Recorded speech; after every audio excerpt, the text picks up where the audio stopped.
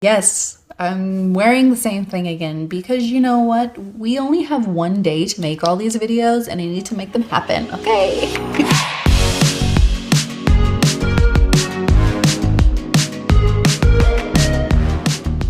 Welcome back to my channel. My name is April. So today I'm gonna go over the best books I read in 2022. I'm gonna do 22 because it was 2022. Some of the books on here are entire series. Not gonna lie. The first best book I read was That Time I Got Drunk and Saved a Demon by Kimberly Lemming.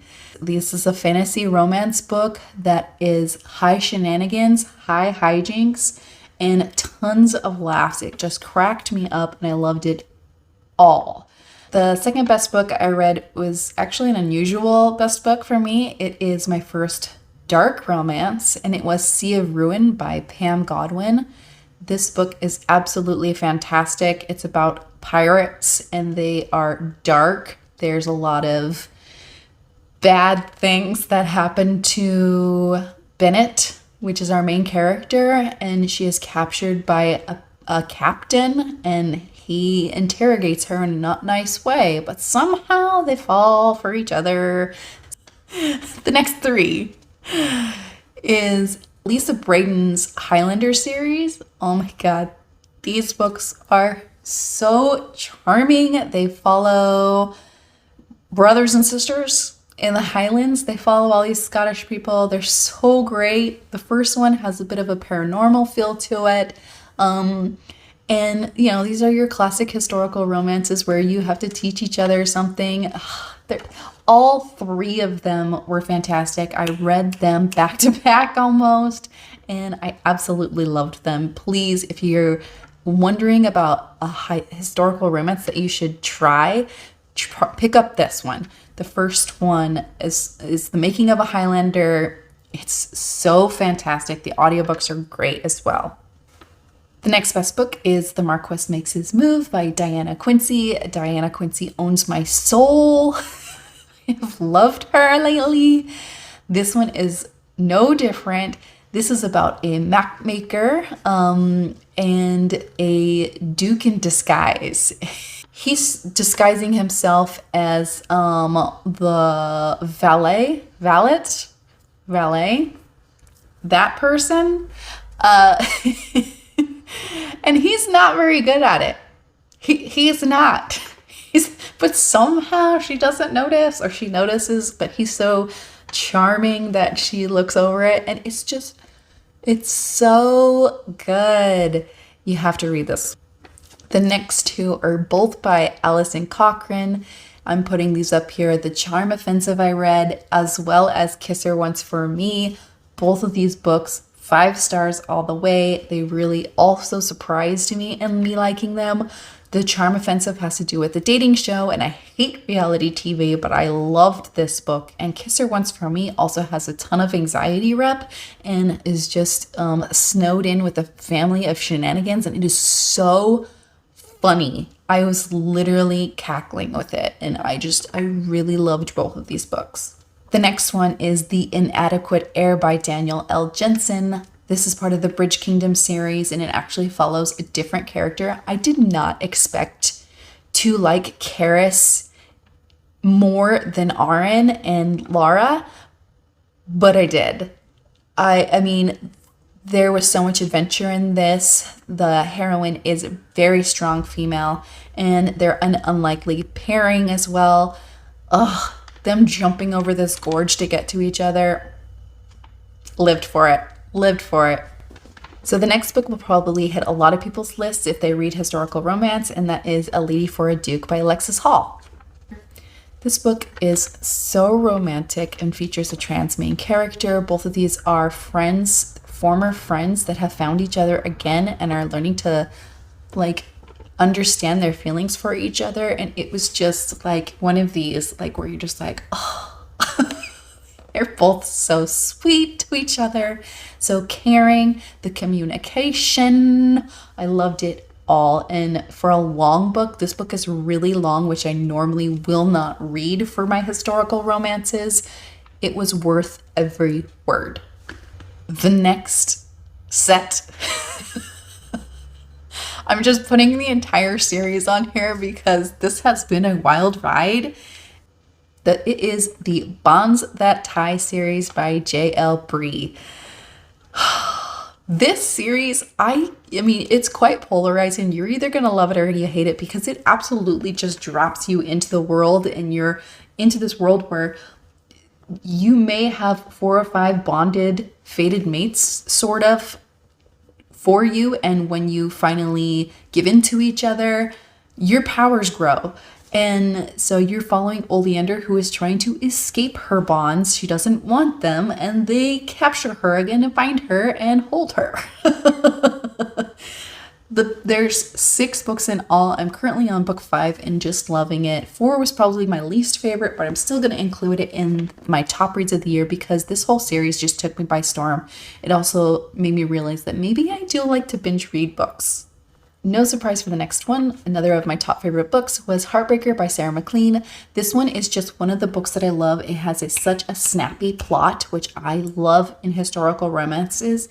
It's a rom-com, there's adventure, there's carriage chases, there's a lot of fighting and a road trip and a secret network of women, criminals, but also heroes.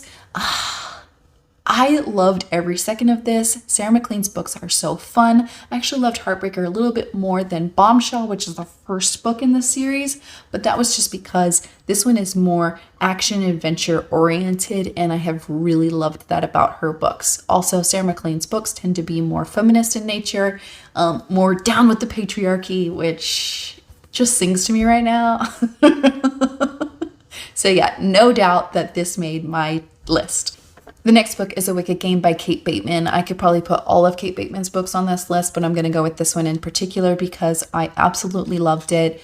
The hero goes off to war, but before he goes, the heroine grants him 3 kisses if he returns to her, and he drags out those kisses as much as possible. He is a mastermind, and he's a man with a plan. And he is bound and determined to make her fall for him. And I ate this up. So good. The next book, also absolutely top book of the year, even though none of these are really in order. It is The Duke in Question by Amelie Howard. Amelie Howard owns my soul this year. Her books are so great. This one is a girl who is trying to be a spy, and she's on a boat to the Americas to thwart the assassination of Lincoln.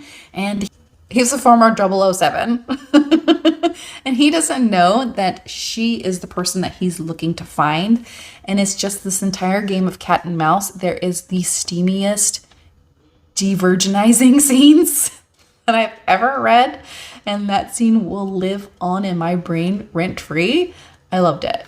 The next best book I can also see on many people's top list of the year, but it is Funny Feelings by Tara DeWitt.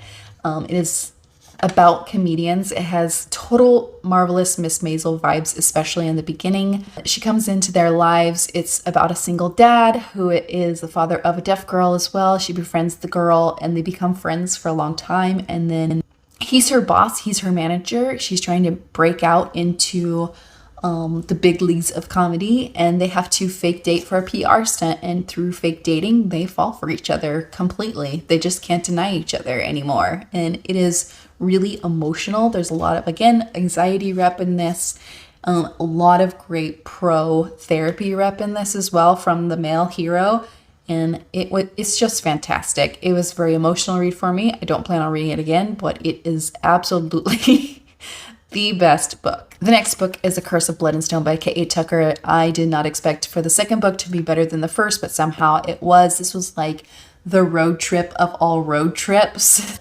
Again, K.A. Tucker with her fantasy series, it sold me and I absolutely love it. I cannot wait for the 3rd book next year. The next book is A Matter of Temptation by Stacey Reed. This one was so great. The heroine disguises herself as her brother to save him from a duel with a duke who is trying to manage a crumbling estate, I think. He figures her out and she becomes his secretary, and it is the office romance of all office romances of historical romance, and I loved every second of it. Even if you're not a fan of historical romance, I think this could really turn you on to the genre. It was just fabulous. The next book is Praise by Sarah Kate. Everybody loves this book, and I was actually surprised that I did too, because this is a taboo romance. It is office romance. It is age gap. He owns a pleasure club, and he is also the father of her ex-boyfriend, which was weird, but also it worked. This book was so great, and every time I hear the words "yes sir," I will think of this book. And the last book I haven't read yet. Honestly, I haven't read yet, but I know in my bones I'm gonna love it. It's gonna make this list, because it's none other than House of Sky and Breath by Sarah J. Maas. I loved all of her books except for the cheesy little novella never needed to be, but Sarah she makes epic fantasy romance that owns me, and this book has been my breaking case of emergency desert island book that I have waited to read all year. And I have no doubt that I'm going to love it. So I'm keeping it on this list. And if it surprises me and disappoints me, I'll be so mad. So mad. That's it. That's my whole list. I had a really great reading year. I think I had more 5 stars than this, but you know, we have to cut the list off somewhere. If any of these were your favorite, let me know as well in the comments below, and I'll see you next time. Thank you for watching, and bye!